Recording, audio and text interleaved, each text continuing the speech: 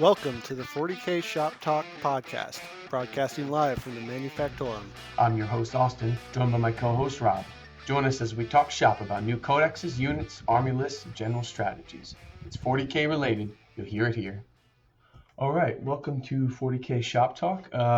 Tonight, I want to do a little bit of a different episode. So every couple episodes, I want to take a dive into a list, either one of our own or a list we find interesting or a list we made just to sort of challenge ourselves and do something kind of cool. So tonight I want to talk about my Custodes list, and it's basically the list I've been playing since the beginning of 8th edition. So I just want to pick at that and see what you think, Rob, and maybe we'll bounce back and forth on some stuff and talk about the evolution of it, if that's cool. Yeah, sure. I mean, Custodes is a list that I play against quite a bit, and I definitely think they're in a good place currently. As these new codexes keep coming out, I think you're going to be finding yourself more and more uphill battles with them. Yeah. But man, seeing what the new codexes are coming out with and how they're really, buying into kind of what the faction should be about. I can't wait to see how the Custodians change over time. Yeah. But, there's been a pretty big change in their play style too. I think. Well, it's funny because there's like the popular play style version that's like very flavor of the month. I mean, you can play Custodes. If you look all the way back to the beginning of 8th and stuff, bike spam was hot. And then they had a list that was all vehicle spam, and that was hot. So they very much can be a flavor of the month army. But I think what's really interesting about them is I've stuck with a mostly infantry list since the beginning of 8th. And when all of the flavor of the month takes on the army have their downswings, I seem to be getting pretty consistent results. So this is like a 3-year playing the same army every single time adventure. And well, I think there's merit enough in that. I think if you play the same list over and over, you start to find solutions that you won't find, when you just play it once a and month. not only that too, but you really start to understand like what your unit can do and what they can accomplish on the table, right? Yeah. Like if my 3 Custodian guardsmen are just going to charge in, you can feel confident that they're either going to win a fight or that fight's going to kind of draw, or you can predict almost what's going to happen before it happens and then plan accordingly. And that's something just playing any army over long stretches of time will get you. For sure. All right. So I've gone through 3 subtle iterations in this list, and we'll go through them in chronological order, but I'll go over the units that I keep at the core of the list. And again, like I said, ever since practically the beginning of 8th. So there's 3 big baddies in this list. And just so people know, we're using our 8th edition codex. I'm also going to peek at War of the Spider. So that was part of our, Psychic Awakening expansion from last year or whatever, 2 years ago. I don't even know at this point. But so we got some rules in there. We don't have a 9th edition codex yet, but anyway. And then of course there's some Forge World stuff, which take it for what it is. You can build an all Forge World list, or you can try to ignore it. But most people seem to splash 1 or 2 units. All right, so the core of my list, like I said, it's all infantry. So the Alaris Custodians. I have been on this train since the beginning. These guys are built to receive strats out of the books, and I think that's what makes them really, really strong. Actually, is their ceiling is incredibly high if you look at all the strats that are specific to them. So we'll go over what the Alaris Custodians are here in just a sec.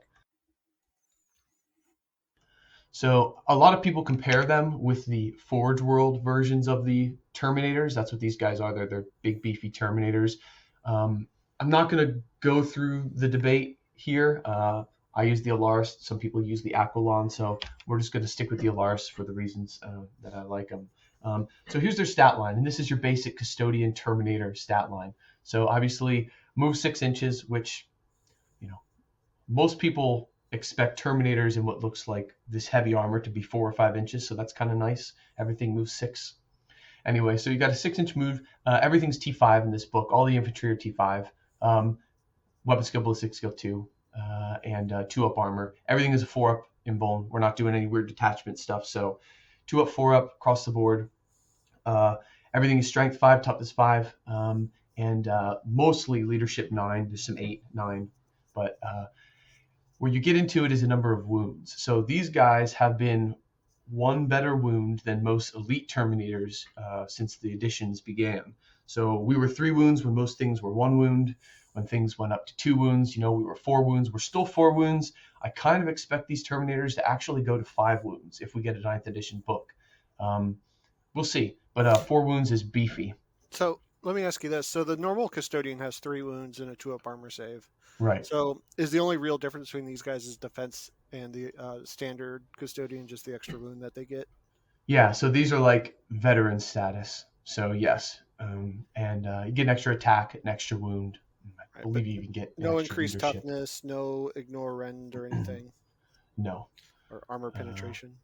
Well, we will get into their weapons, but basic Custodians are leadership 8, so they get the veteran treatment, right? +1 wound, +1 attack, +1 leadership. So that's what we're looking at here. We're not going to really touch on points too much. You can't really massage a lot when it comes to points in the Custodes book, and if you're looking for Terminator variants, like, you kind of get what you get. So I don't want to get bogged down in that too much. But all right, so here's what these guys have. They are equipped with, well, I take the axe. So they have a big axe, right? It's strength +3. So you're swinging to strength 8, -2, D3 damage. Now they have a boatload of attacks. They have 4 attacks. Now these guys don't get stuff like Marines. You don't get your shock assault and stuff. So again, maybe that changes. I don't know. We'll see going forward.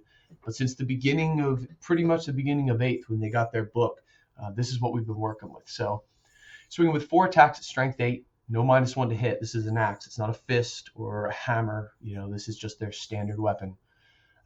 Strength 8, -2, D3 damage. Pretty solid. D3 damage plagues the whole book.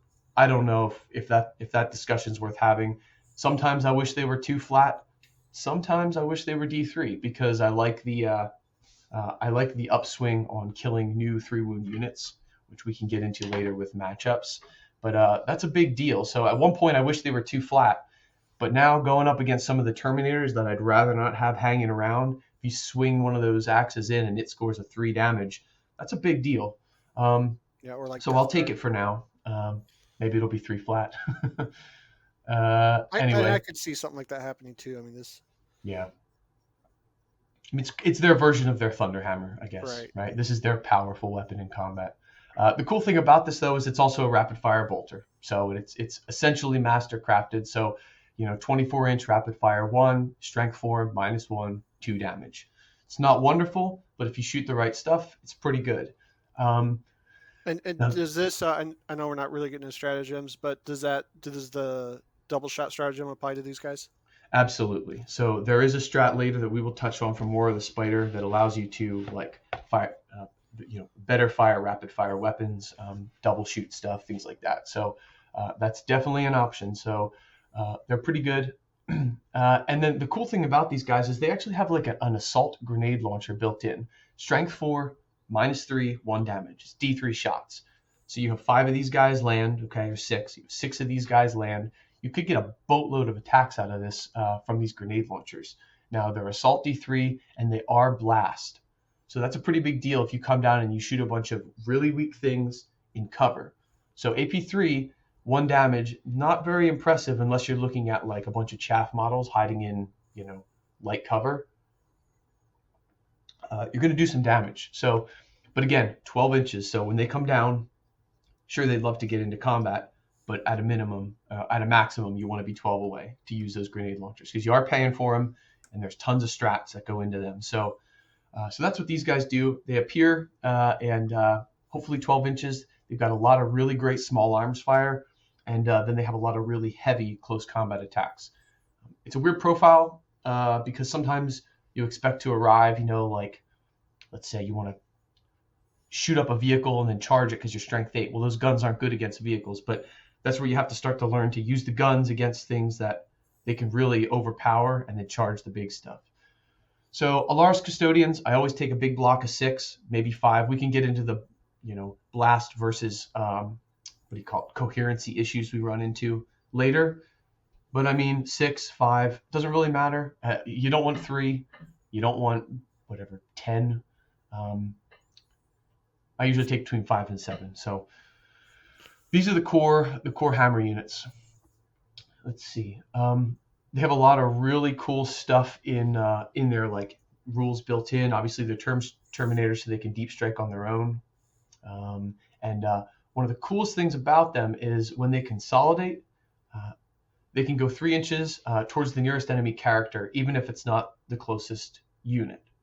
So let's just say we land, we shoot a bunch of chaff, we charge something over to the opposite direction, we get in combat with it, and then we can consolidate towards the nearest character. So maybe it has nothing to do with the vehicle we charged or the enemies we shot. It's a potential third target. So you could potentially engage 3 different units of varying strengths and styles with these guys. It gets pretty wild. And after playing them for 3 years, that stuff definitely does happen. So it's not to be overlooked. Um, all right, so that's them. There are a ton of points. So sitting it, if you keep them in reserve, that's a huge amount of points already taken up in reserve. Um, of course, when talking about them, you have to talk about the man himself, Trajan. Trajan's gone through a ton of changes. He wasn't in my list for probably most of the time I've been playing the army. I've slowly started to work him back in, but he's a lot of points. He's almost 200 points. And essentially, if he's arriving with the Alaris, you're getting the reroll ones to hit and reroll ones to wound from him. 200 points for reroll ones to hit and wound isn't wonderful. He does some really good stuff now that he didn't do before. Like he has an ability where basically he can refund the points you spend on a stratagem. So there are some 3 CP stratagems in this book that you use every single game. There's some 2 CP stratagems that you use multiple times a game, every single game. That's pretty good. So now, is 200 points worth a free 3 CP strat and reroll ones to hit and wounds? Now we're getting there. It could be. He doesn't really get into combat much. I mean, let's face it. Like, if people engage Trajan, they're doing something wrong. If you get him in on a lucky 12-inch charge on the deep strike, that's great. But you're really not buying his melee profile, although it is impressive. So I'm going to kind of skip it for now. Yeah, and I just want to speak to the buying CP. I thought here is, I mean, last edition people would take like what was it called, the loyal 42 or 48 or whatever it was. Bunch And of how many garbage points? infantry. Yeah, how many points was that Yeah. for 6 CP? Yeah, I don't know. It was probably 100 or 2, maybe. I don't know.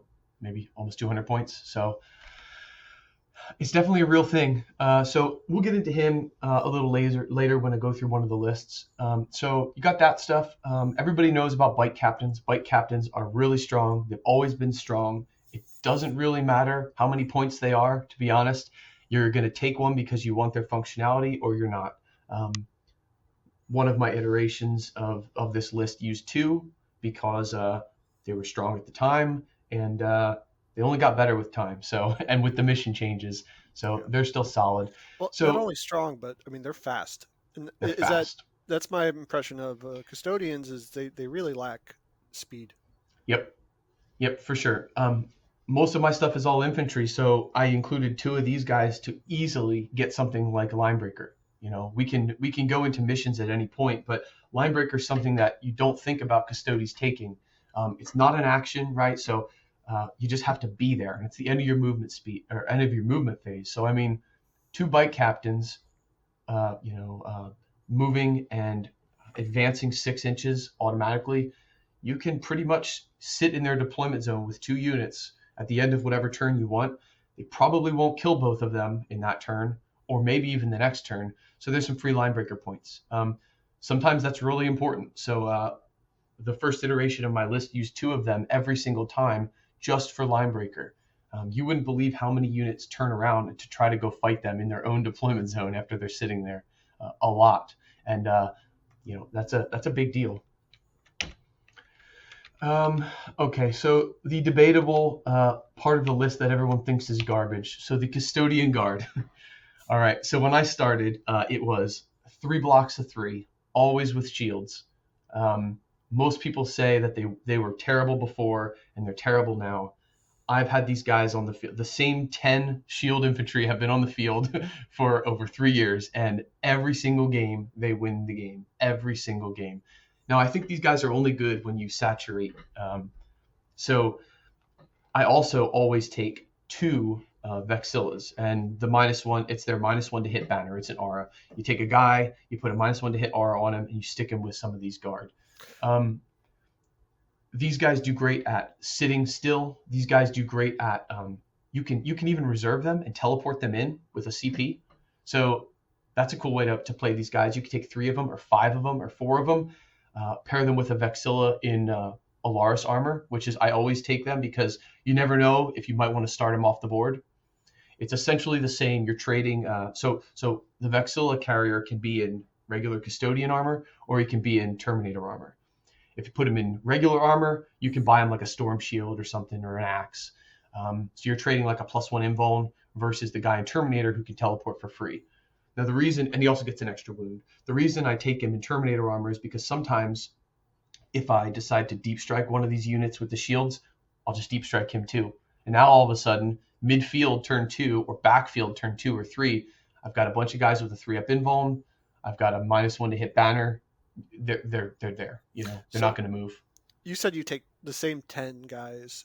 Do you run like 2 squads of 3 and 1 squad of 4? So in the beginning of 8th, I ran 3x3 or 3x3 and an extra guy. Eventually, I moved to 3 units of 4, and then I moved back to 2 units of 4, sometimes 2 units of 5. Okay, so all right, now real quick, is your list patrol then? Yeah, so I take a patrol, and that's where everyone freaks out because I used to take a patrol. I actually take a battalion. I always take 3 troops because I always take 2 Vexillas. So everybody tells me I'm crazy, but when you can split your forces into 2 identical bubbles, so like a shield unit and a banner in 2 different locations on the field, that's a big problem for a lot of people to move.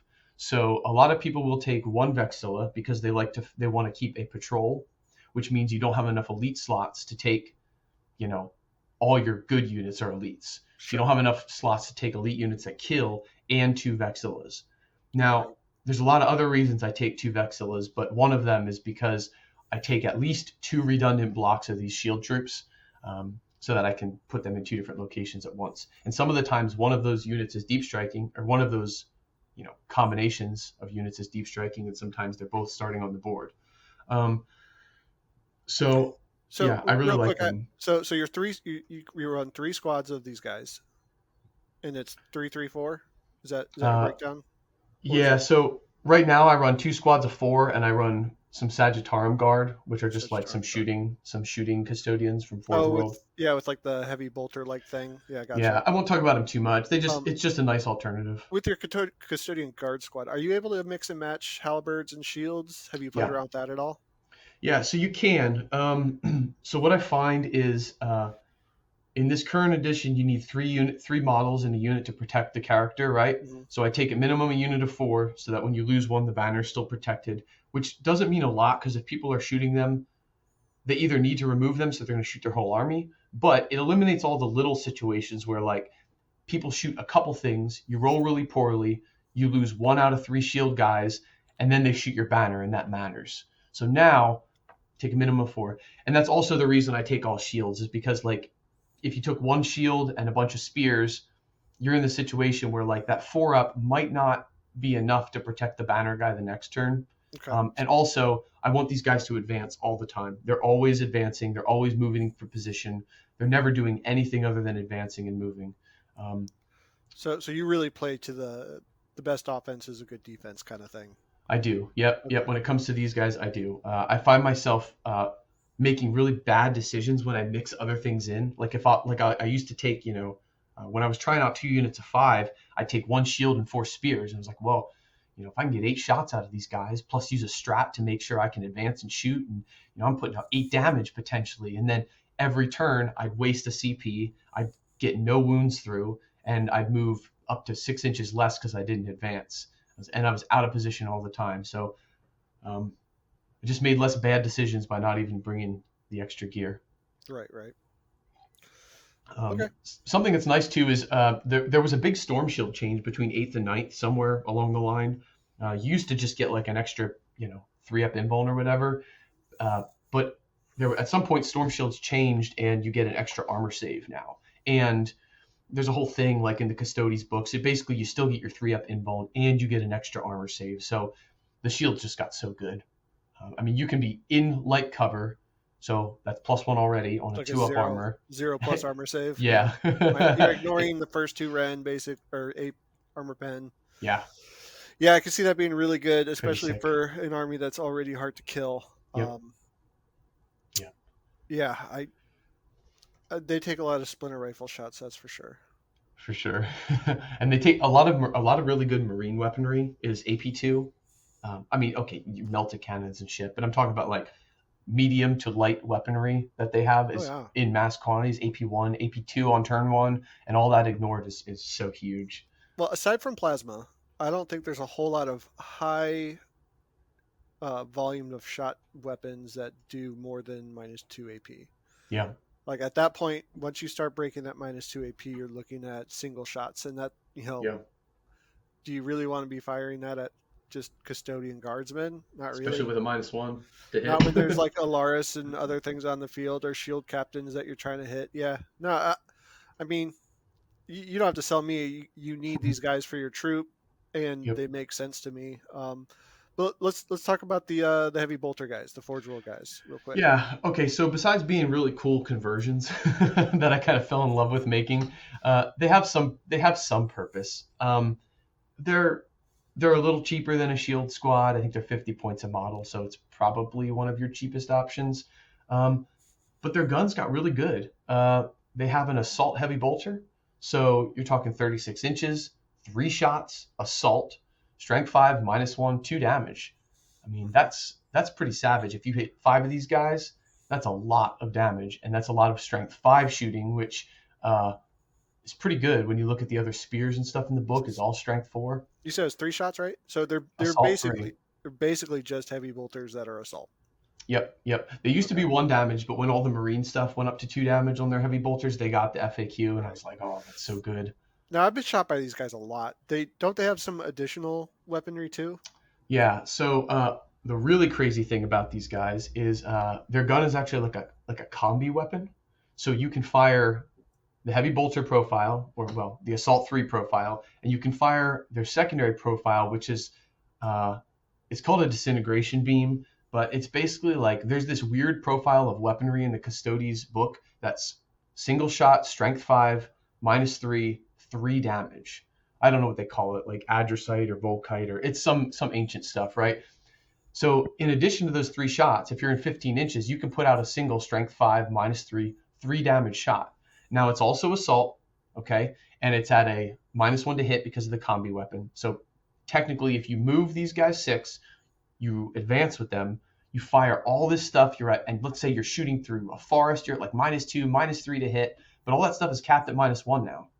So these guys are trucking around with a 2-up ballistic skill base. They're shooting all this stuff on 3s. They don't care about the minuses, right? That could be pretty deadly. Yeah, I know I usually make these guys a priority to take down. I know you say that they're cheap, but 5 heavy bolters is nothing to laugh at. I mean, that is basically better than a Devastator squad. I mean, They've gotten a lot better. They used to be a lot worse. So I've just started including them when all this FAQ stuff dropped. So when the Marine book came out. So now I think they're a smashing value for their points. I mean, you can even outflank these guys. You know, they can walk on from the side of the board on turn 3, or deep 4. strike, right? You have to pay for it with a strat, Sure. but yep, or they can deep strike. Yep. So they've got some play. Now, what's really cool is we didn't touch on like I don't know what you want to call it. They're called shield hosts, but you know, like chapter tactics, like everything gets. So in the War of the Spider, or what is it called? Psychic Awakening. Yeah, the War of the Spider book.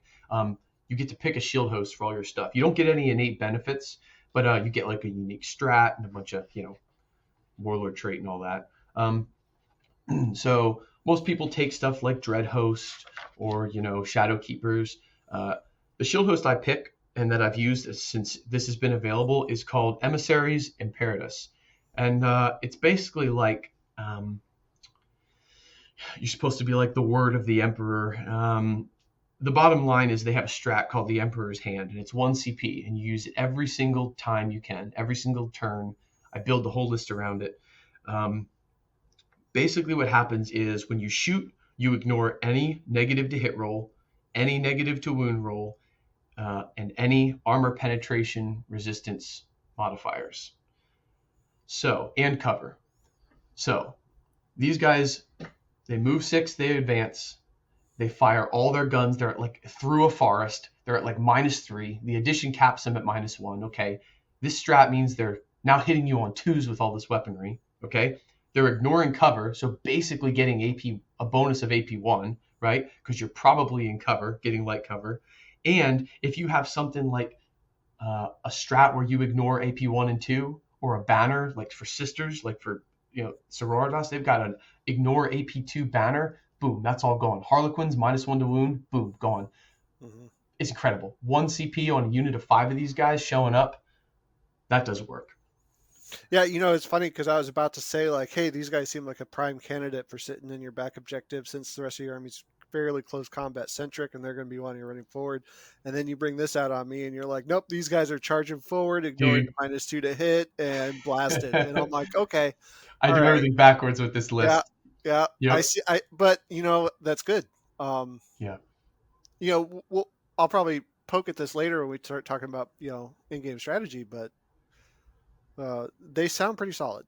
Yeah, they're pretty good. So their downside obviously is they just have the stock 4 up, right? They're not getting a storm shield. And they punch with their fists, so they have no AP in combat. But if you're crazy like me, you buy them each a Misericordia, so now they're hitting you in combat at strength 5 -2. So if you're going to buy Misericordias in this list, the only thing you buy them for are Sagittarium. So now, are those the little daggers that they have? It's just a little dagger. It just gives you an extra attack, and it's AP2. So your strength 5 base, AP2, extra attack. Right. Now it's 3 points per. And most custodians just use it for that little extra attack, but these guys are actually using it as their combat weapon. Exactly. Yep. Interesting. So pretty tricky. Okay. And then you said that's 5 points? 3 points now. 3 points. Went down. So there you go. All day, every day. Okay, I like it. So that's your troops. That's my troops. Like I said, I stick with 2 bike captains usually for line breaker, or 1 bike captain. And your third HQ is Trajan? Yeah, I've gone down to 2. So the list that I have now is Trajan and a single bike captain, or it's 2 bike captains instead of Trajan. So that's interchangeable. They're almost the same points. And your elites are 2 Vexillas and what else? The Alaris. So a big block of Alaris. Okay, and then you said that was like 6 or 5 to 7. Yep, about 7 guys on a. I've been running into weird coherency issues lately, so I've been like scaling it back to 5. Man, this coherency stuff is jank in this edition because these guys can move like so far and so many different directions. You can consolidate one way and move a different way. They kind of want to be spread out in a line. So I guess my question is, why aren't you just unleashing the lions? Unleash the lions. So, okay, so for 2 CP, you can take a unit of Alaris Terminators, and you can break them into each model becomes their own unit. They don't become characters, but they become their own unit. So this stratagem is incredible. You can't do it the turn that you land, okay? So that's the only thing that keeps this in check, or this would just be freaking nuts. So sometimes you start a block of 7 Alaris on the board, and turn 1, you split the lions. Gives you a ton of potential. I do that in cases where, like, instead of deep striking them, I'm putting a bunch of troops with storm shields in reserve to arrive, at the front line instead of them. And then they scatter around and take table quarters and pick off objectives.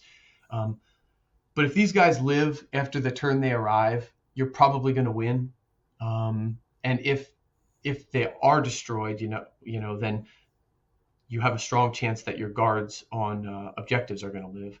But I don't use it a lot after they arrive. I use it more if they start on the field because they have to live through that one turn. Mm-hmm. But I've been trying it more as I take a larger unit because the coherency stuff is really biting me. Yeah. So we'll just call it 5 or 6 or 7 for now. Let's see. So that's the troops. My elites and my HQs are full. Basically, there's no points left, but I saved the best unit for last. Okay. So I said it was all infantry. I don't take a unit of bikes. I don't take the tanks. I take the Venatari. So I'm gonna go a little hipster on this. I've been using Venatari since the Mandatory. day they launched, So when they were bad. this is a Forge World unit, right? This is a Forge World unit, so it's a fast attack unit for Forge World. They're a regular Custodian guard, and what they basically do is they deep. It's like so. It's your regular guard model, like the guys that carry the shields. It's not a Terminator, but instead they have like a jetpack, so they can deep strike for free, and they can move 12 inches with fly. So they're trading their storm shield and melee weapon for a jetpack, and their gun is a pistol. So really strange. It's an 18-inch pistol, and it's 2 shots. Now the profile is strength 6, -2, 2 damage. Okay. When you get a 6 to hit, it scores an extra hit. So it's got a little bit of Tesla built in. So okay, these guys don't look too impressive at first, but the amount of stuff you can stack on them is nuts. Okay, so they drop down. Remember, 18 inches away. So pistol 2, 18 inches. So And how many do you take? I take 6. It's the max Okay. you can take in a unit, So full on squad. full on. They also have a buckler as a melee weapon. It's kind of like a built-in Misericordia. It's +1 strength, -2, 1 damage. So, Strength they hit at 6. strength 6, but they don't get the extra attack. Now, there's some jank with these guys too. So they start in deep strike for free, right? So you're not having to spend a CP to put something else there. Like, see, that's part of the problem with Trajan is you have a strat in this book to take any unit, almost any unit, I guess, and put it in deep strike. So if you bring Trajan, you got to use that strat up on him. Well, these guys, they deep strike for free, so you don't ever have to worry about that. Now, the buckler that I talked about, that built-in Misericordia thing, basically ignores AP1. I Real think I quick, might have. AP1 or it reduces the AP by 1. It says, let's see, it used to say it ignored AP1, but I think now it's been FAQ'd to just give you a +1 armor save. Okay. So it's kind of the same, not really the same, but kind of the same. It ignores AP of 1 usually means that if something's AP2, it's still AP2. Yeah, that's fair. So So they got a little love. +1 armor is all better. It's better all around. Yeah. They do have a downside though. They're only a 3-up armor save natively. Now, a lot of the problem used to come from landing these guys as 9 inches away, shooting your pistols, and trying to make that charge, right? Mm-hmm. But we know that's a terrible strategy. Like, you never hope for the 9-inch. Unless you're so you're in the opponent open, and they make it every time. Exactly, right? Well, I never make it, so I stopped trying for it. So, but yeah, so you land them in the open, and then you just get shot. It's like, oh, a Custodian at 3-up armor. Well, let's shoot him. Well, the buckler now. Well, first of all, you don't do that. You land 18 inches away, and you land in cover. You land on top of a building. You have fly. You can go wherever you want. You land in cover, so now you're back, to essentially a 2-up. And now the buckler giving you a +1 armor save. Now we're talking, right? So you land in cover. You still want to do the same strategy. You don't want to land in the open and say, oh, I have a 2-up now, even though you would. You still want to land in cover. Get your 2-up armor save. Get your +1 from the cover. You're back to a 1-up. Now you're doing pretty all right. So that's what these guys do. Okay, so let's go back to their shooting real quick. So pistol 2, strength 6. All right, so 12 shots out the gate. They hit on 2s. Most of the time, they're going to be able to snag a reroll from someone, whether it's a bike captain or something. So even if they don't, that's fine. So 12 shots, and remember, 6s explode, so you get an extra hit. So most of the time, you're going to get 12 hits, if not more, right? Like we said the other day, if you roll hot, it just feels even better. So now, stack on top of that, the strat I talked about earlier, the Emperor's Hand. So now you're ignoring all kinds of modifiers, any to hit penalty, any wound penalty, any AP stuff. So remember, these guys are AP2, so those Sisters banners or those strats that ignore AP1 and 2, all that's gone. Okay, that's 1 CP. But now, the real power comes from, there's a strat in the War of the Spider book that lets you shoot pistol weapons twice. So now we're talking about 24 hits, pretty much. Strength 6, these guys are going to wound just about everything you want to shoot. You're not going to shoot, well, I shouldn't say that. You could do some serious damage to a knight still, but you're not going to shoot a knight or a vehicle. These guys are going to come down, and they're going to shoot something that they can kill in one volley. Well, I mean, I think you're going to see a lot of Drakari vehicles out there. These guys would Swiss cheese those things. Yep, that's true too. Yep, if you can So get that, that's true. I Um, wouldn't I wouldn't not shoot at vehicles with these, but also pick your battles. yeah, You're not shooting a Le Mans Russ with this. yep. I mean, I've killed a knight with them, but I've Right. rolled all fives to wound before. I mean, look, it happens, right? So Right. Right. if you do, it's a bad Well, I day. mean, But sometimes you don't have very many options, and you got to take yep, what you're given. yep. But I find these guys incredibly strong when you drop in the backfield in a building and you shoot something that you know will die. So you dump the 2 CP into it for those strats, and you wipe out the 3 aggressors, right, that are sitting back there easily. And it's okay if it's overkill because then not only did you took a unit off the board, you probably cleared up space for more things to deep strike. You removed something they were sitting on, so they were probably on an objective, right, in cover that you've ignored. So it's a huge swing, and you can move 12 inches. Yeah, I mean, I could see these guys taking out like a unit of eradicators is a big swing in your Exactly. favor. I think everybody knows how good eradicators are, or like plasma interceptors. You can counter them with these Yep. guys. I man, that strength 6 on pistols, double shot, 24 shots, uh, AP -2. AP -2, 2 damage flat. Man, these guys, Yep. these guys are really good. Let me ask you this: after you finish the stratagem, Yeah. is it you use it after you make one shot, you can then shoot again, or is it at the beginning of the shooting phase you have to pick it? It just doubles the number of shots. When you pick a unit to Okay. shoot, you double their shot. So they're So critical you profiles. can't like shoot one unit, kill it, and go, okay, I'm going to spend this and shoot another. You basically have to go all in sometimes. Yeah. Yeah. Pretty Can't much. you could in theory still have 3 guys shoot one unit, 3 guys shoot another unit though. Yep, you can pick the split. So yeah, you can I get a little tricky. I Yep, would avoid absolutely. that. You know, Yep, I do. I like finishing off a unit and making sure a unit's finished. And this I think this goes back to just another thing I was saying at the beginning, where Custodian's kind of biggest weakness is speed sometimes, especially with an all infantry army. And now, Austin, you basically have shown you have the bike captain who can get across the board, and you also have these guys who are going to drop in anywhere. Your whole army's built around running and charging and running and shooting. So yeah, I like what I'm seeing so far. Yeah, for sure.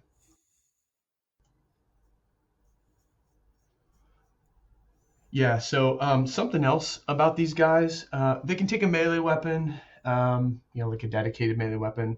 It's all right. It's the same problem you have with jump troops, though. If they start on the board, they get shot. Um, they're okay in melee, but they're not your Terminators. So I don't know. Maybe there's some play there.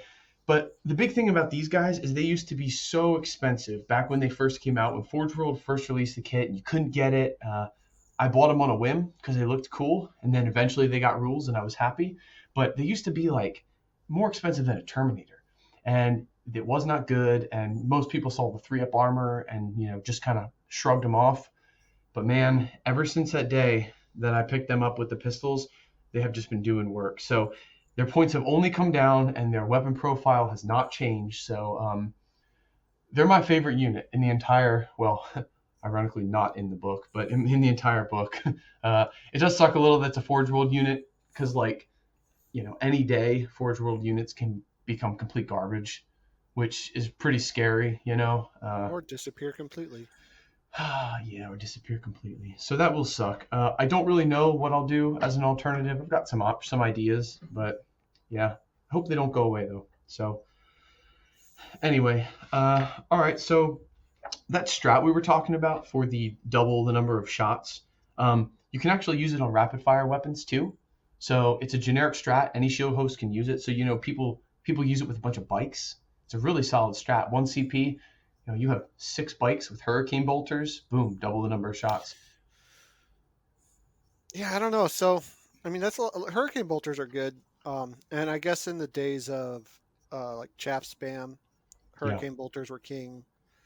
Anymore though, I don't know. I'm not sure how good those bikers are as they used to be. I mean, if chaff and people bubble wrapping all their units comes back, I could see these guys getting more play and using stuff like this. But without any kind of AP on them, I don't know. It's yep, I lackluster agree. to me. Yep, I think that's why a lot of people stop taking bikes. I mean, there are still people who take, what is it, the 18 bike list or something, I don't know, and do okay. But at that point, you're hoping you just kind of roll well. Yeah, you're paying a premium for that too. Yeah.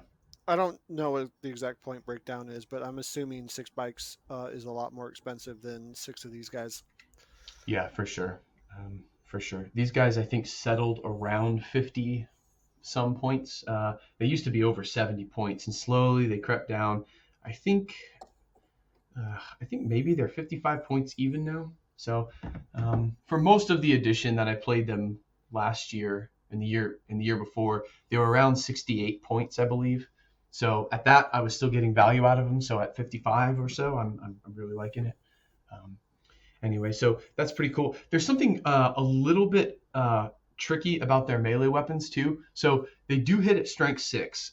They only have 3 attacks each. So this is not, you don't rush to get them in melee, but they hit at strength 6 in both shooting with their pistols in combat and melee. So if they're stuck there and you choose not to fall back because you can't fall back and shoot anymore, you're basically getting 7 to whatever number of strength 6 attacks in combat, which is pretty crazy. Yeah, I mean these guys scream to me, like you said, you don't want to charge with them, you want to be charged with them. Yeah. And since they're kind of dropping down by the army, you can kind of safely assume that they will be charged. They're still pretty durable. They're not going to essentially die right away. And then in your turn, you're going to unload pistols and then hit them with the buckler shields and probably kill whatever it is that's there. Yep. For So sure. I think this is a counter. I don't want to say counter charge unit, but this is a unit that you want to be charged. Yeah. So very good. So that's pretty much my list. That was like iteration 1. So iteration 1 was double shield captain, the troops we talked about, 2 shield units, a side unit, 2 banners in Terminator armor, the big Alaris block, and the big Venatari block. Now points have, made things wax and wane by a model here or there. Like there was a really Sure. sweet spot a couple of months ago when all of our banners were, I think they used to be 30 or 35 points. They went to 0. So I was cramming in, a 6 this and a 6 that, and that went away. So now they're, I think, a solid 10. So, but it's a pretty unique list, I think. You don't see stuff like that a lot. And at the beginning of ninth edition, it was just winning hand over fist because nobody could move it, and it was all about objectives and just board Right. state. And Yeah. and that's something to note that people might not be aware of is that custodians always count as objective secured. Oh yeah, that's a really good So point. Yep, this absolutely. whole army, and I agree with you that this is kind of the way to go with custodians. You need lots of bodies doing lots of things, sitting on lots of objectives, and the fact that every single one of them, even your HQ, shield captain on bike, their objective secured, it makes it really hard to try to get these, especially against like armies that are more elite that don't necessarily have enough troops to kind of contend with you. Yep. One guy from your army can take an objective from someone else's 10-man elite, and Yep. it's really frustrating to deal with. Yep. Exactly. I can't tell you how many times when I've played against like something like knights, a knight walks up to the middle of the field or chaos knights. It has infinite firepower. It will kill whatever it wants.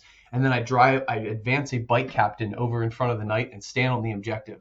And that knight now has to shoot me in their turn with every single gun to try to kill me, or I'm going to not only prevent them from taking the point, but I'm actually going to score the point. They have one shooting phase now to kill a single 180 point bike in front of a knight. Well, and in fairness, they probably won't. Yeah, I mean, With most of the especially if time you they have have to like yeah, charge it to then, which means yeah, I basically stopped an entire turn of movement from a knight. You know, right, it's incredible, and I and can, you yeah. may kill it. So, I haven't done that yet with a shield captain, but oh, it's okay. So their offense is really strange, right? So it used to be you take 3 hurricane bolters and you just run wild. Well, now I take 2 and I give them both the missile launcher because I don't think a single hurricane bolter does anything anymore. And for situations where like I am right up on a knight, hey, I'll take that free shot, right? mhm. That free Melta missile shot. Or if I send a single bike captain, like, okay, so when I take the 2 bike captains and I throw them up into the backfield for line breaker, I'm planning on scoring that turn 2, 3, and probably not 4, but turn 2 and 3 at least.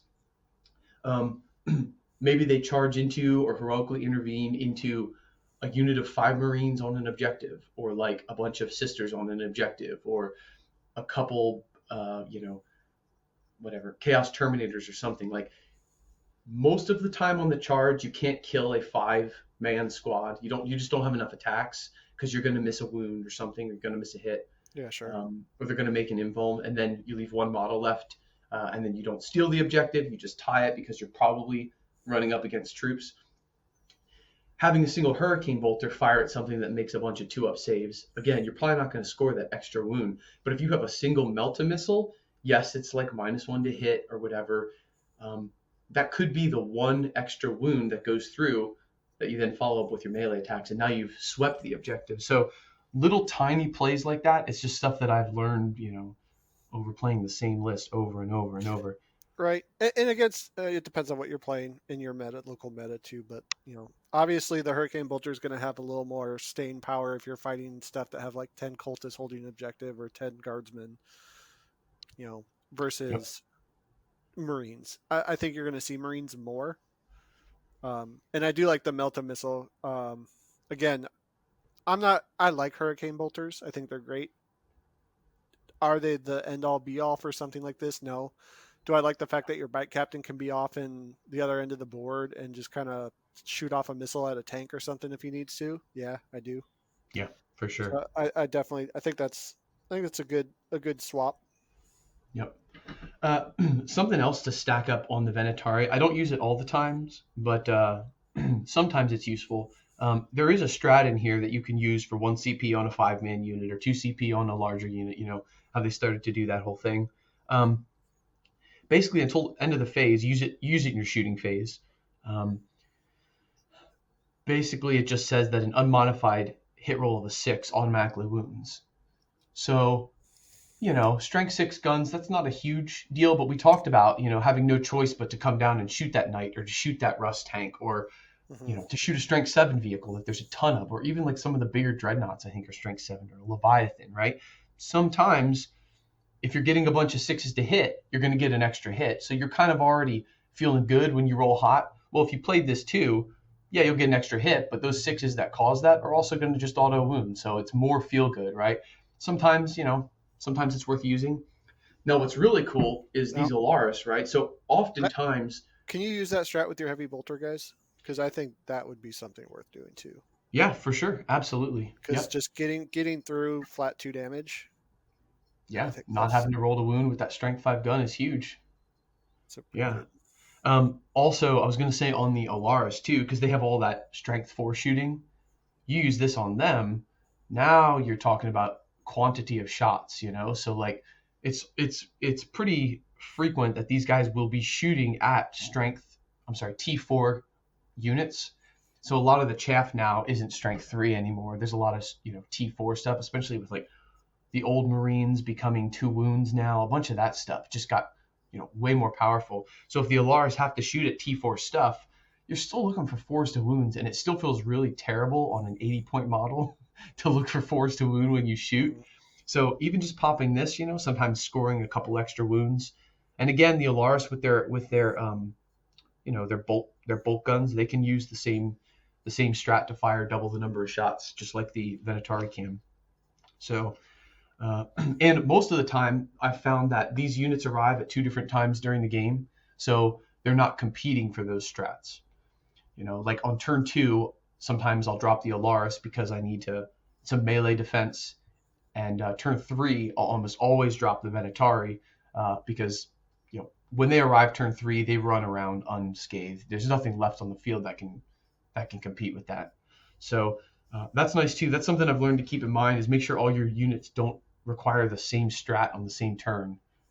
It sounds really basic, but like a lot of these lists will alpha strike that are out there. Everything will dump down on turn 2, and they're all looking to use the same double shoot strat or the same +1 to wound strat. And just maybe it's because I played against a lot of chaos in 8th, but I mean that was chaos's jam. Is everything comes down and wants to double shoot, and bonus wound, and if you do it on turn 2, like you can only pick one. So there's something to that. So that's the basics of the list. Like I said, I've swapped a bike captain for Trajan here and there. but I think the tried and true version of the list to play the secondaries with the 2 bikes is still the way to go. So that's the list I still run. The secondaries are, like I said, I mean, you change it based on what you're fighting, of course, but most of the time, I go with line breaker because it's easy for the bikes, and I don't go for secondaries where like you expect to get maximum. I think that that's sometimes a problem that gets people. Like if you expect to pick a secondary that you have to max out, um, that can be a trap sometimes. Like I'm okay with only scoring line breaker 2 turns, because I know that 100% of the time I can get 8 points out of that. I can bank on that, you know. So I'll take line breaker, and uh, I used to take actions on the shield guys because they don't do anything, right? They just go to an objective and sit. But more times I found than not, number one, I want to advance with them because they have no guns. So that kind of rules out like banners and stuff. And number two, if people can't shoot them off the board, well, if they can, then I'm not going to get the action points, right?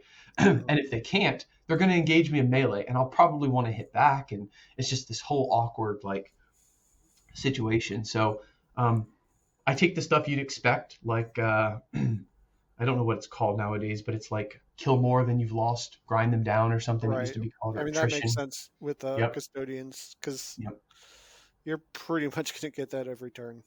yep. I mean, in melee, I'm going to get that, and the turn the Venatari arrive, I'm going to get that. So if you've killed 2 units of shield guard in 1 turn, I mean, I've lost already. So I've lost on turn 2. Yep. Yep.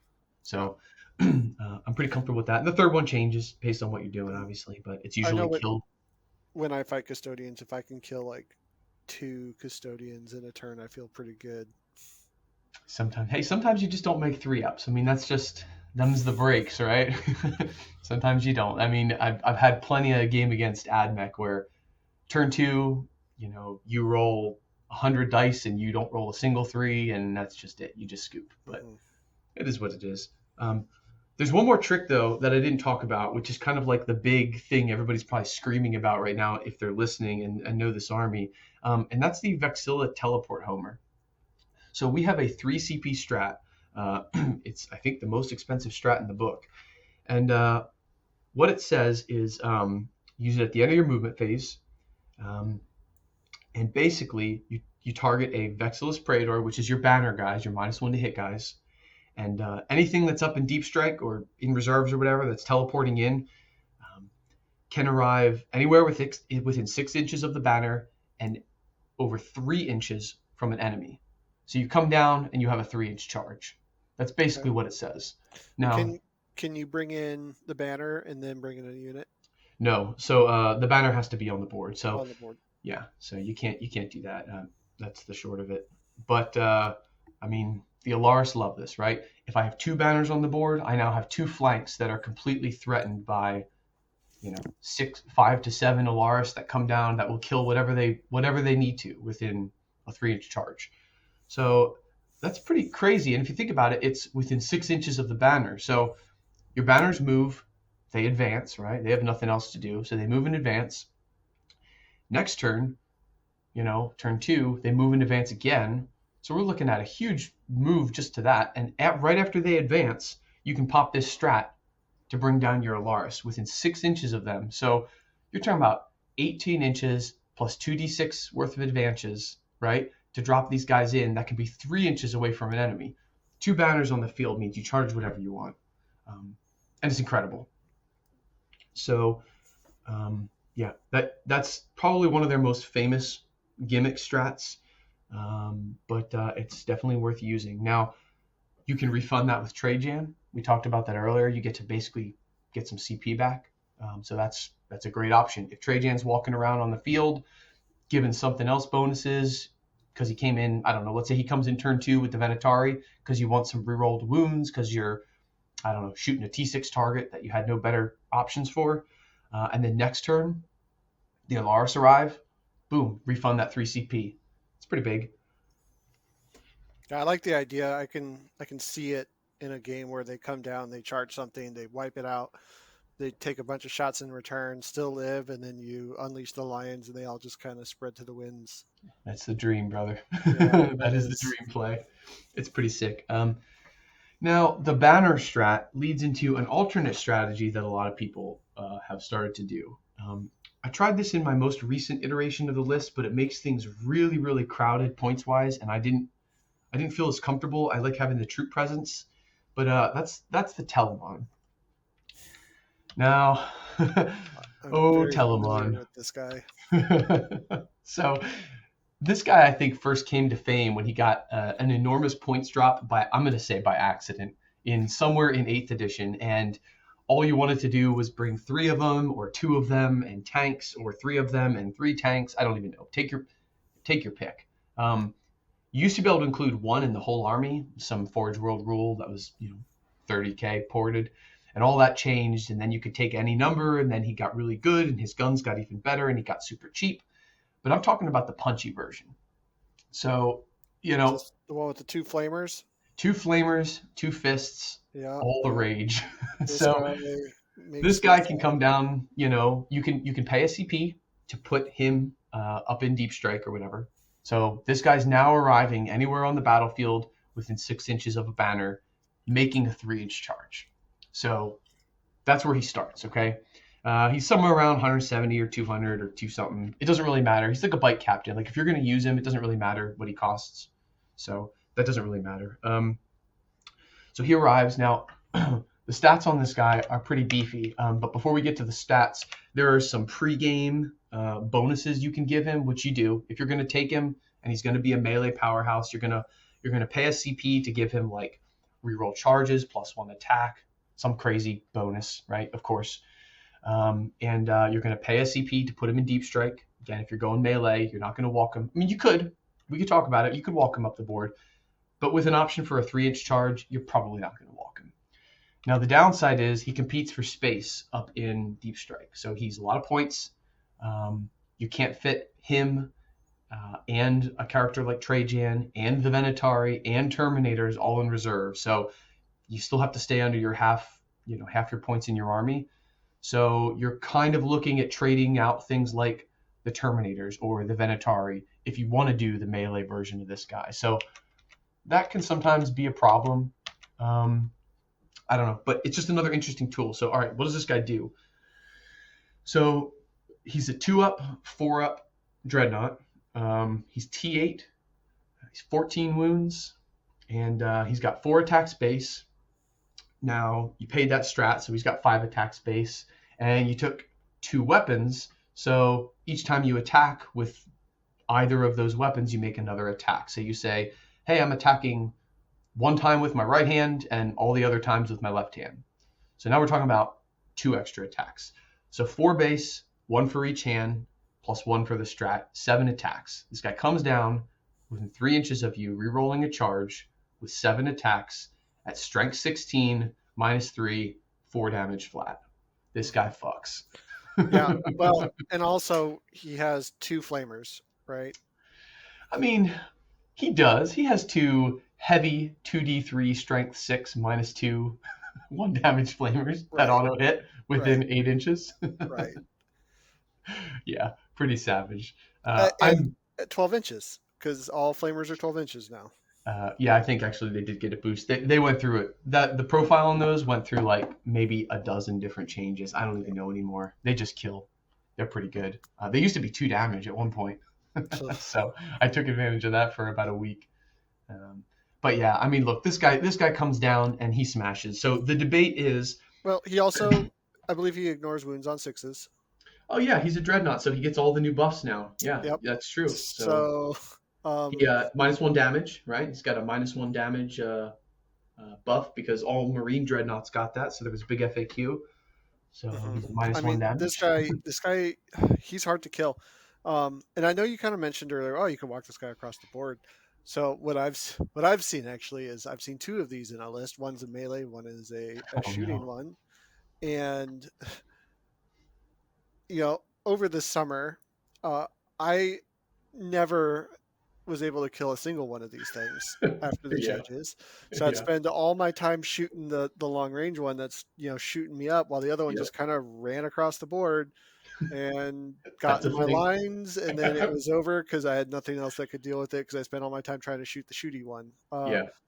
Boy, Definitely a if you thing. haven't fought this thing, it's hard to bring down. Now, again, like yes, you can kill it, but we're talking is 2+ armor save, 4+ invulnerable. That's correct. That reduces damage by 1 and Yes, it ignores does. damage on 6s. I'm pretty sure it's Yep. 6s. Oh yeah, he's like a Okay, veteran. It's like a as long as veteran. it's not 5s and 6s. But this guy No, is hard to kill. He is no, like a mini knight who's better in every way. it's very good. Like Yeah. you think armigers are fun to have on? No, this thing makes armigers look like crap. Yeah. And This guy's awesome. he's worth, in my opinion, he's worth all the points. Would I take him in a diehard competitive list? I don't know, but I would take him in any other game, and I think he's just super fun. Both of them, both variants. Yeah, I personally like the close combat one better me too. because I like having things that.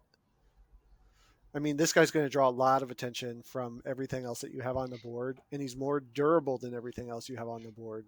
So you want your opponent to shoot this thing, and you want them Yeah, to shoot it a lot because if every time they spend a shot shooting that, they're not killing like your other stuff. And I yeah, think that's personally what I think this guy's best at is just soaking damage. yeah. Um, Maybe I should walk him up the board some more and see where I get with that. Originally, my thought is like this list, the list that I run, aside from the bikes, right, or the single bike, whatever, it's all infantry, it's all T5, it's all a lot of wounds, a really good invuln. So no matter what gun you have, the targets you have kind of suck. So that was the original idea, you know. The meta used to be such that if you had one vehicle, you know, all the good vehicle guns shoot that one vehicle. So I put them on the shelf for a long time, but you know, maybe there's some more play there. That's the most recent you version of the can give list. him the missiles too, right? Yeah, he's got a like a rack on top of his head where he shoots like uh forget what it is. It's a heavy 5 gun. It's like strength 5 -1 damage, but if he doesn't move, he can shoot it twice. So Right. now he can shoot that in combat and he's not moving in combat. So now it's 10 shots at strength 5 -1 damage. So his flamers are heavy. Now he can shoot those in combat. He's a vehicle. So now this guy, I think he wants to get stuck in, and you're He putting out does. a ton of damage. And the only reason I bring up walking across the board is, you know, if you have your Alaris Terminators, if you have your other things that you really need to be in deep strike, putting this guy on the board and walking him, even if all he does is soak your enemy's fire for the whole first turn, that's still something. I mean, you're never going to be able to play a game and come out of it unscathed. Yeah, Stuff's always going to die. And no, honestly, this thing dying isn't the worst thing that could happen to you if that's all he did. Just because the sheer amount of ways he mitigates damage is going to be good. yeah, for sure. That being said, right, you're going to have your opponents. Like if someone's running like 3 squads of Eradicators, you're probably going to deep strike this guy, Yeah, right? yeah, But definitely. you have options, and anytime you have options with a unit, I like it. Obviously, he doesn't quite fit into this current list that you're talking about, um, but I do think this guy's cool. He's kind of like an honorable mention, I guess. Yeah, for sure. Now, the thing that's crazy about the evolution of this is like when ninth edition started, it was all about being the best at the end of eighth meant, you know, you could sit and not die. Now that the missions changed, it was all about board presence. But if you look at the stuff that like you used to have to kill on objectives, it's gotten so hard to kill now. Look at the Death Guard book, right? I'm sure we'll talk about that at some point, but the stuff that you have to kill in that book that sits on objectives is insanely durable. I mean, there is some crazy, crazy, crazy amounts of firepower it can soak. Like I used to bring the Alaris and the Venatari down and kill all the troops on all the objectives. And I don't care what I lose. It doesn't matter if I lose 1,000 points. If I did that and you're primary now, you're scoring 0 from turn 3, 4, and 5, you probably will just lose. And that used to be the strat going into ninth edition, and it worked every single game because these units just did it. But now my 2 damage weapons are 1 damage against some Death Guard stuff. So I think the list has to evolve a little where like I can't just commit to that. And I might have to shrug the battalion for a patrol to take more damage dealing units. I mean, this guy's what, 270-ish points? I think 260 now. I'm not going to drop the Venatari to take him, and I'm not going to drop the Alaris to take him, but maybe the addition's out of place now where I have to go down to a patrol and drop 1 banner and 1 troop to take this guy. You know, we'll Yeah, see. maybe I really like that heavy bolter squad, and I don't know what Oh they're yeah, called, so I'm just gonna call them the heavy This- bolter squad. they're the Sagittarum. Yeah, yeah. Um, Yeah, they're right. They're not gonna do good against like Death Guard.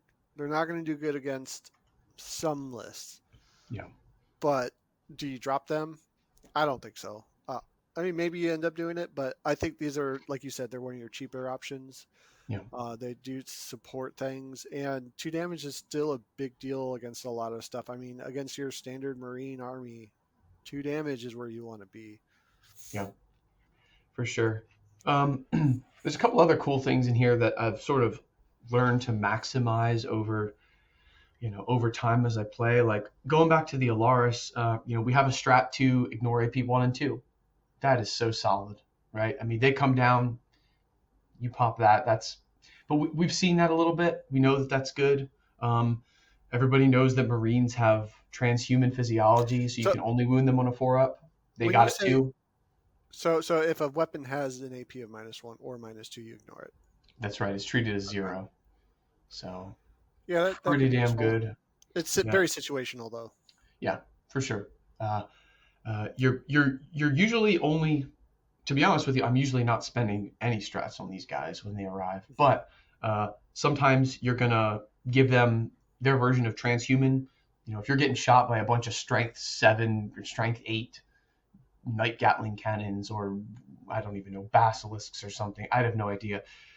Or a bunch of well, if Abmech shoots you, you probably just die. But let's just say Manticores, stuff like that. Yeah. yeah, yeah. So sometimes you want them, to get that. Dark Lances. There you go. Yeah. Sometimes You're it's gonna see worth it. that a lot. Yeah.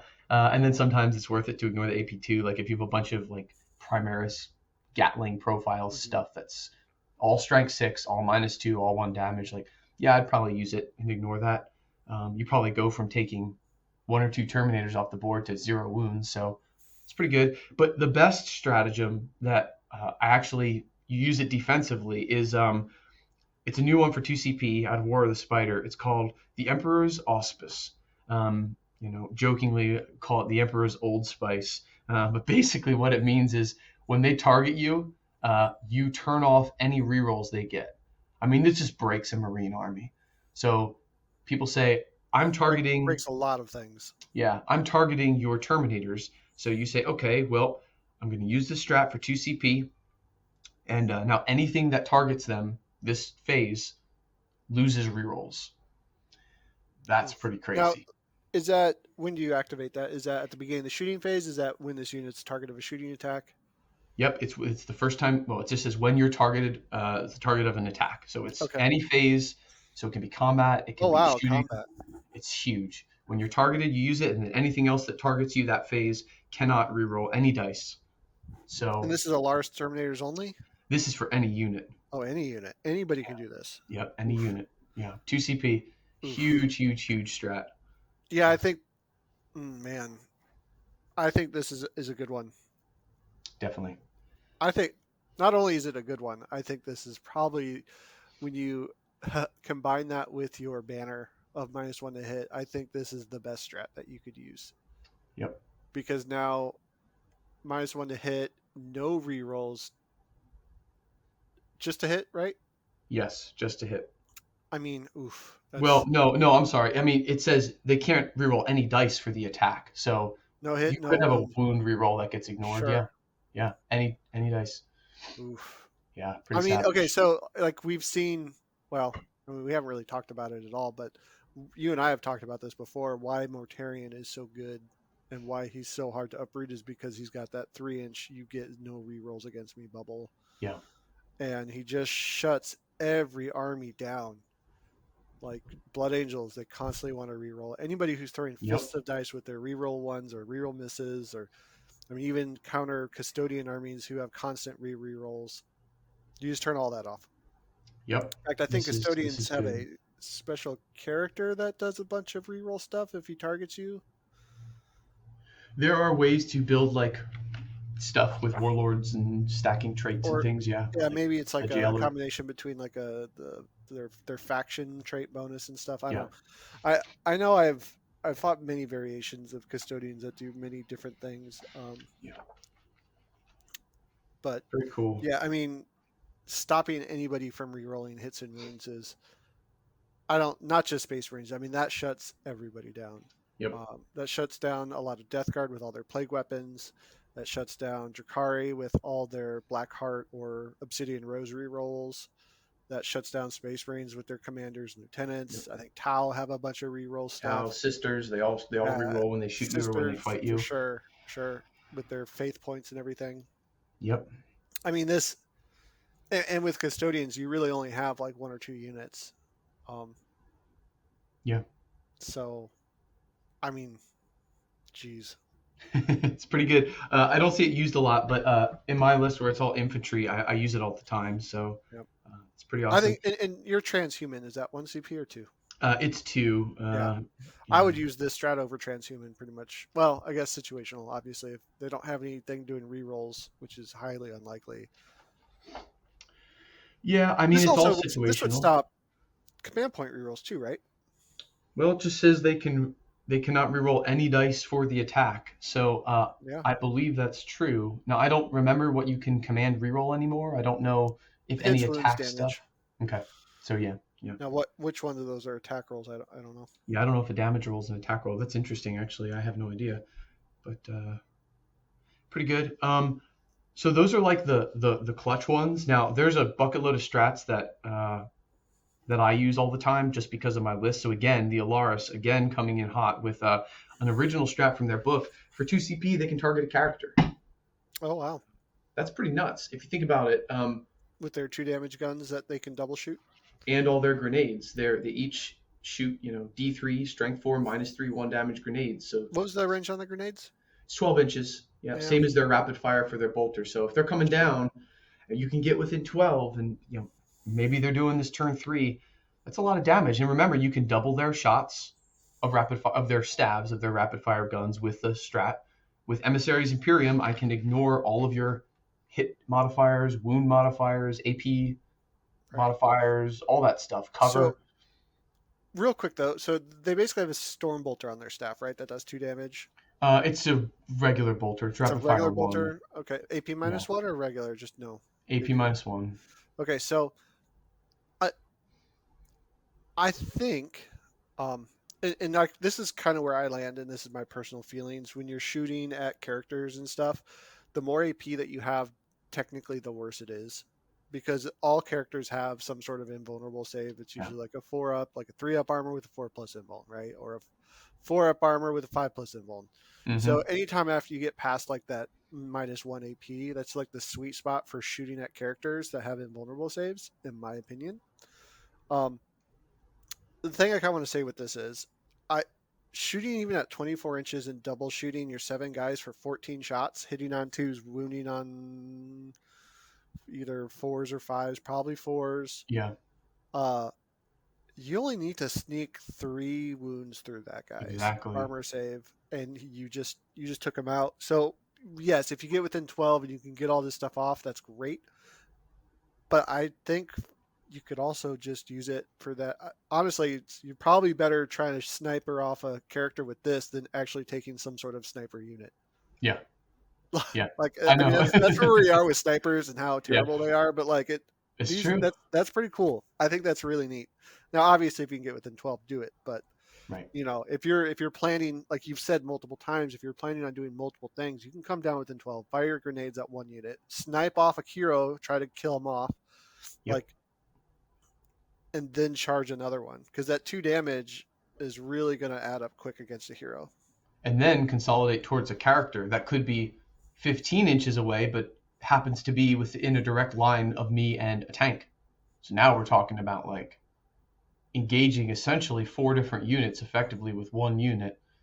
Yeah. And the nice thing is all this scales with CP. Like you can just dump more and more CP into the Alaris when they arrive, and you can auto wound on 6s to hit for 1 extra CP. So maybe that helps you score against that T5 character, or all that stuff. So you can ignore cover, you double shoot. That's pretty solid. And then of course you can split the turn after and run around wherever you want. Right. And each one of these guys is basically a Space Marine hero in his own right. Yeah. So. Yep. And they have axes, so high strength. The other cool thing is if you do ever split, You have a strat called concussion grenades. Now, this is a pretty funky strat. I use it a lot.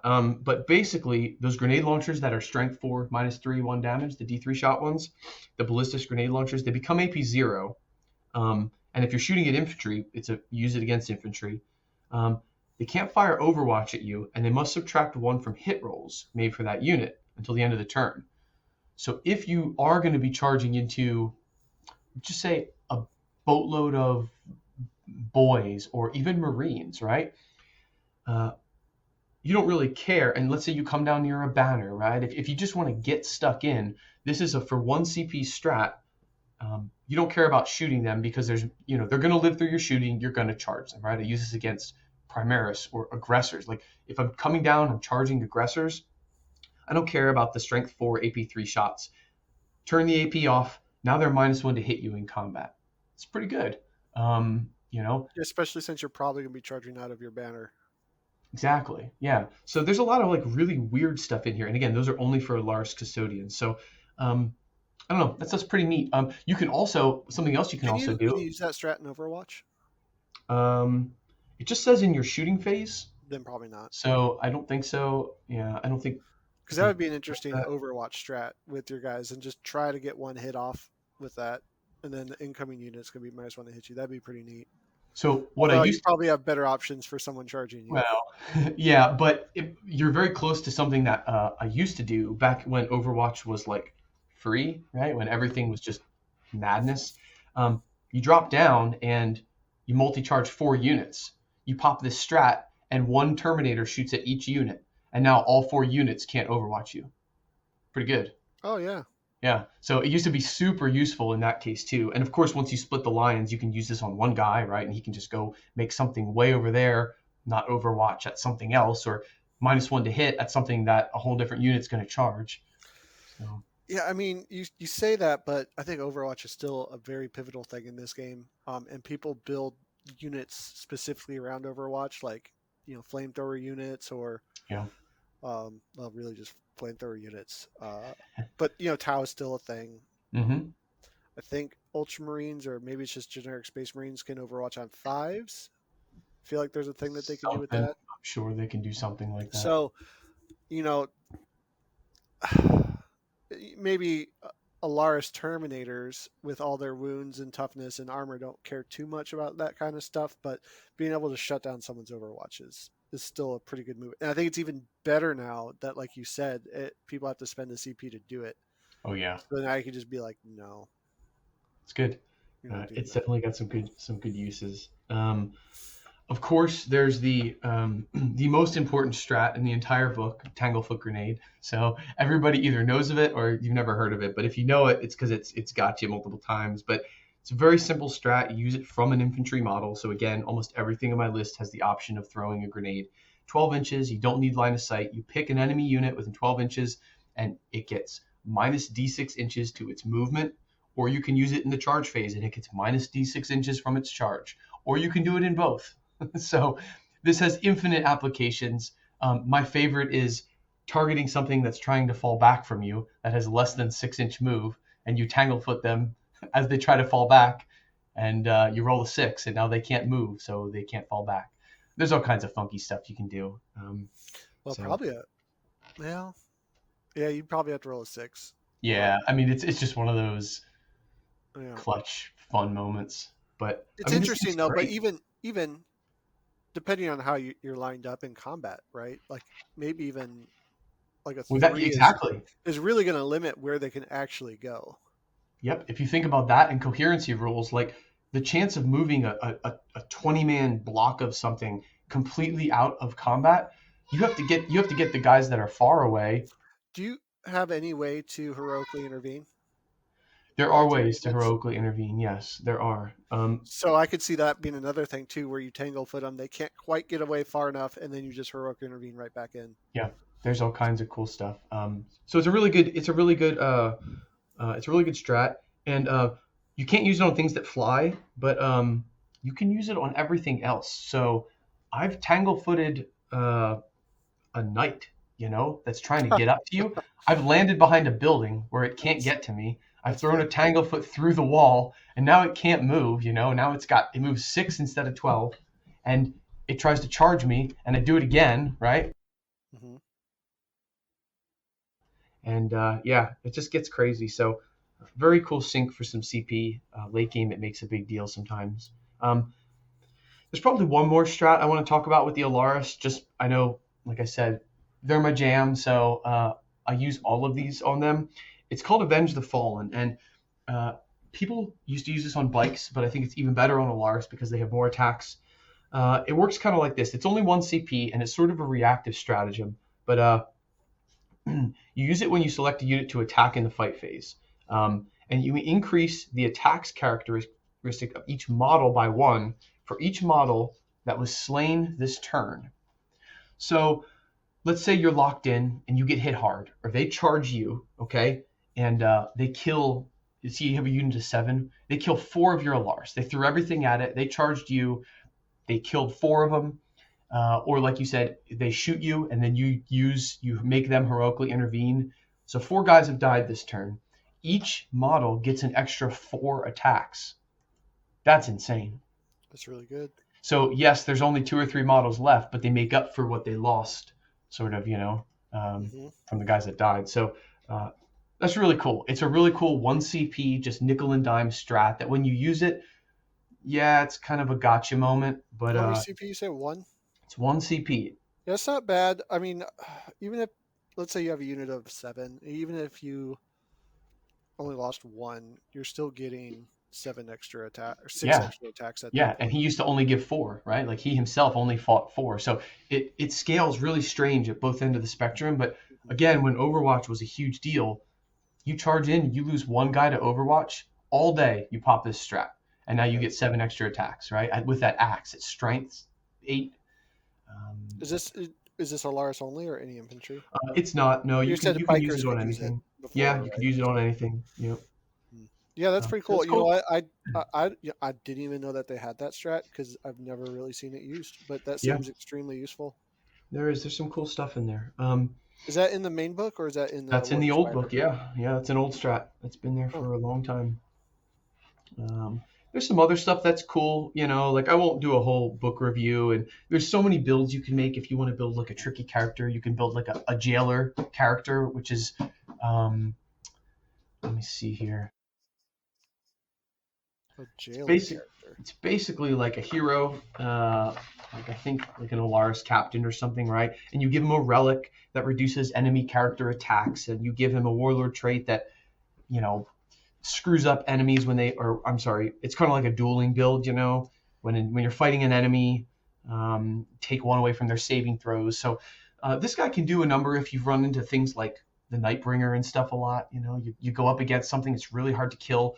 You give this guy a warlord trait where he's got a extra couple wounds. Oh, Um, is this the same guy that can like half your attacks or something like yeah, you that? talked about him a little bit earlier with Oh my Mortarion. gosh. This guy Yeah. can be a beat stick, man. He can be really good. But yeah, I forget the full loadout. I think you have to take Shadow Keepers, and you take the Stasis Ubulette, which have something's attack, and it's The like it's a dueling Ubulette. build. Yeah. Yeah. So it fights characters. You cut their attacks. You reduce their saving throw. You've probably got a warlord trait that gives you extra wounds. Like there's a whole thing in the new book, the new War of the Spider book, where let's see, it's called Lords of the Shield Host. You basically pay an extra CP to give somebody a trait. It's kind of like buying another warlord trait. Hmm. There's a big list of stuff you can, increase move by an inch or reroll against monsters and vehicles. But there's some really good ones in such that you can get an extra 2 wounds. So you could imagine this jailer character going up on a bike against the Nightbringer, right? Who's going to just kill whatever he wants. You pop transhuman on this guy for 2 CP. You paid 1 CP pregame to give him an extra 2 wounds. This guy's got 9 wounds. The Nightbringer's going to wound you half the time. You can turn off rerolls. I don't know if he gets rerolls, but things like Mortarion or whatever could reroll wounds and stuff. You can turn that off. And then you're having their attacks, right? So this guy can be pretty savage if you get him in against characters. So pretty cool build. There's a lot of stuff to play with like that, So you can do stuff. You can do crazy things with these extra shield host abilities and relics, where you can have like I think one game I had two banners with like both 12-inch 12-inch bubbles, which is awesome. I mean, you can extend so far. You can take a shield captain on a bike and get him up to like a 12-inch reroll aura. You can do all kinds of crazy stuff. So there's and of course you have what is it, Victory of the Blood games from the old book. You can pay 2 CP to start upgrading your characters to give them tons of extra rerolls, saving and hit modifiers and all that. So you can still make a pretty beefy set of like heroes if you want to play Hero Hammer. I bet you could get 3 bike captains up pretty unkillable with some of this stuff, but it's all CP. You just got to pay. Yep. Yeah. Let's see. I mean, I feel like Custodian's whole army is Hero Hammer. Yeah. Um, Especially with the we've talked about the lions. I could see some sort of build where you just say, "Hey, look, I'm going to take these 3 shield captains. I'm going to take this big unit of Alara's Terminators. Turn 1, I'm just going to split them, and I'm basically going to play an army of nothing but single model heroes right around the board. And if you want to try to shoot me, go ahead. You're Yeah. either going to waste a bunch of shots, or you're going to split your fire up so much that you're going to suffer." And I could see something like that being extremely efficient. Uh, Yeah. and it's going to drive armies nuts because they're not going to know how to shoot you. They're going to fire at you with one unit, or they're going to sit there and try to split fire from units, and Yep. they're just not going to kill stuff. And you know, part of playing 40k is forcing your opponents to make bad moves, Yeah. and just having everything in your army its own target is a recipe for disaster for your opponent, in my opinion. So Yeah, for sure. Definitely some cool stuff. There was another one that was pretty interesting. Going back to the like Venatarian stuff, like, or even the Alaris. Like, um, you basically have a strat to get +1 to wound in melee when you're fighting something that's tougher than you. So it doesn't come into play a lot. tougher than you. Okay, so your So it has to toughness have a higher 5. toughness. Yeah. So toughness 6 things. So vehicles, knights, Demon dreadnoughts, Princes. It used to be demon big against Demon princes, Princes. Like, toughness T5 6. against T6. Monsters, any monsters? Yep. But Okay, I used it a lot so against Knights. So like Alaris go in and they're wounding well, on 4s, but now they're wounding but, on 3s. but most custodians are strength 5, toughness 5, right? Yeah. So basically, what that means is anything that you would have to roll a 5 to hit on or to wound on, you can spend CP to always wound on 4s. Most of the time. If it's a T8, so the axes are special here because the axes put you at strength 8, like the Alaris axes. So if you're up against a vehicle, that's T7 or T8, you could be moving from 4s to 3s or 3s to 2s. Right. So that's pretty I just cool. meant in general. Yeah, I see what you're saying. A general way to look at it is with that strat, you'll. Is it? I'm sorry. Is this Alaris only or anybody? This is anybody, so you can Okay. do this Yep. with anything caught in melee. It's interesting because it's kind of a reverse transhuman. You can basically say my army Yeah, will always wound you with this strat on a 4+, no matter what I'm attacking. So yeah. it's neat. Um, it is pretty cool. And again, you can just keep stacking things. Like you stack that. I was talking about a lot about knights because they were so big last edition, but like you stack that on your Alaris, you're wounding on 3s, and you can also pop another strat that makes Alaris acts as an extra AP1. So now you're going from strength 8 AP2 to strength 8 AP3. And against a knight, I mean that's just it, right? Like there's so many little things you can just pile on and pile on. Mhm. I love those units so much. Well, it sounds like the only downside of this entire army and list is that there's so many good things to spend your CP on that you're not going to have enough CP, which Yeah, is why Trajan is so important in a list like this, because getting a free 3 CP or 2 CP based off of some strat you need to use is a big deal. Um, it almost seems to me like if there was a way to take some sort of relic that allow you to farm CP would also be useful here. Uh, yeah, I mean that's the biggest weaknesses I see is that. It sounds like you got enough killing power. You might struggle with anti-tank, but I know custodians in close combat shred tanks, so I'm not too concerned with that. At range, though, tanks are going to be a problem. Where any heavy armored army, yeah. um, But yeah, I mean, the list seems pretty straightforward. It seems like a good one. If anybody's listening and plays Custodians, you should give it a try. Uh, and if you don't own Venatari, you should probably just get them. It's probably too late. I It's think the probably too internet went late. wild, but yeah, You could probably convert some though. yeah. Oh, totally. Look at some of the Stormcast line. They got some good wings in the Stormcast line. That There would you go. probably make these guys look pretty cool. Yeah. But yeah, these guys are cool. Um, Alaris sound really good. I don't really see Alaris ever, to be honest. Yeah. So I think that would be a good thing. I'm used to bikes or weird combinations of uh, the Telemon Yeah. uh, builds, stuff like that. Back in the day, I used to fight a lot of the tanks. Those were really Hmm. popular. The jet bike spam was really big for a while. Yeah. So I'm used to fighting a lot of that, but I have not fought against something that you're talking about here. Bits and pieces. I'm familiar with everything uh, that your list is doing, but Hmm. I really like these Terminators. I think they really bring a lot. I think, like you said, they add a lot of versatility, and it seems like this is your hammer unit. Yeah. This is what you're going to take the center of the board with, and basically tell your opponent what's going to go down.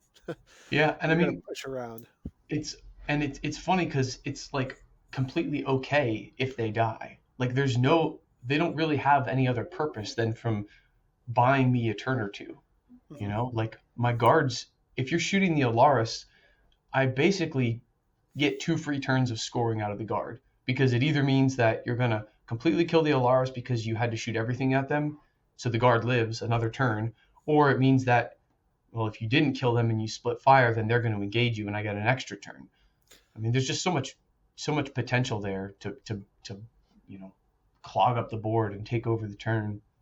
Um, Yeah, and I think going forward, I think that's going to be a common theme that you're going to hear probably from us in general is when you build lists, building multiple threats, multiple yeah. things, right? So if your opponent's doing one thing against one unit, that's okay because you got these other units doing one thing, and if they're focusing on the other thing, that's okay because you got these other Hmm. units. And part of doing a good list build is building in the redundancies of that kind of thing. But I mean, I think Yeah. we're probably a good spot here. Yeah, I think so. I think it was a pretty good rundown of my Custodes list. So I got some pictures out there. Maybe I'll add a link to the show notes to some stuff on my site so people can see the army and what it looks like. But yeah, man, thanks for chatting through it with me today. Yeah. And thanks for all of you listening. If you made it this far, please give us a like, a share, and subscribe. And tune in next week. All right, thanks, y'all.